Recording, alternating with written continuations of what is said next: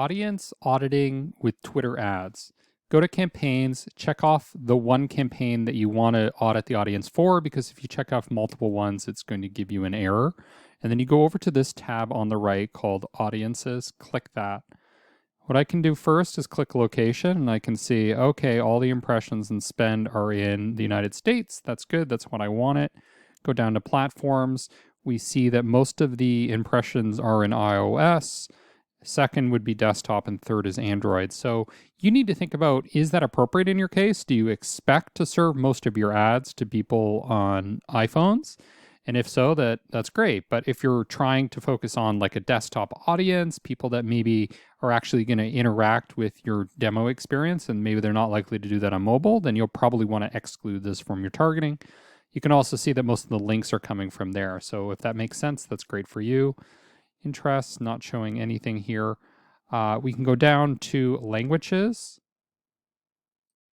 Now, I'm only interested in people that can speak English, but we can see here that we also see crossover with people that speak all of these other languages. One of the reasons I like to pay attention to this is because often with digital advertising, you serve ads to people that are using VPNs, etc. So they might appear to be people that are in the United States that speak English, for example, but there may actually be, say, people in Korea or in India or somewhere. So is there anything particularly alarming here? The stats are not too high. It's skewed very heavily towards English, which is nice. Now we're going to go back to interests, and this is where I like to get ideas for negative keywords. So you can add negative keywords to your Twitter ads campaigns. And for example, here, paintball, not very relevant to what I'm promoting. So I may want to put that as a negative keyword. Government as well as a negative keyword. Business software, okay, great. That's what I want to see. Business and finance, tablets. We see some techie stuff. Wine, food, liquor, not relevant. So I may use that as a negative keyword. And you can go through here and see if there's anything particularly alarming there, maybe something that's a bit offensive that you don't want to be associated with. Now we go to ages, 21 and up, pretty high number for 25 to 34, a little bit lower as we start to get into 35 to 44, and lower also in the younger ages. So we see a somewhat heavy skew towards this 21 to 34 group. If that makes sense for you, great.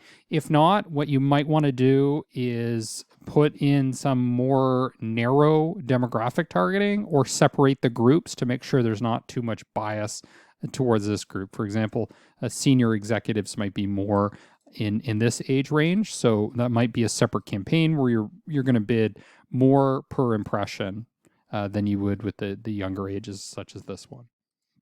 All right, now looking at gender, we see a heavy skew towards men. Okay, that's not alarming in my case. So when you're targeting, for example, entrepreneurs or engineers, often you see this kind of split. Also, the Twitter ad platform, you have to think about what natural splits you might find as well, just based on who uses the platform. And I'm not saying that's by gender, but it could be by any one of these variables. For this particular campaign, I'm targeting lookalikes of influencer followers. So Jason Lemkin, we got Dan Martell here, Patrick Campbell. And we see that Jason Lemkin has the overwhelming majority of the clicks and the impressions. Is that what I would expect? Well, probably. I mean, he's the guy who runs SaaSter. So if I'm targeting the SaaS audience, he is likely to have the largest group. He's also pretty active on Twitter. Now, if this was, let's say you added an influencer, you weren't quite sure whether to add that person or not, but you threw them in anyways, and then you saw all the impressions were showing up for that influencer, then that's alarming. That's a concern. So what you might want to do is remove them from your targeting. Now we can go down to keywords. Okay, so it's not showing us anything for keywords. Doesn't show us anything for contextual keywords either.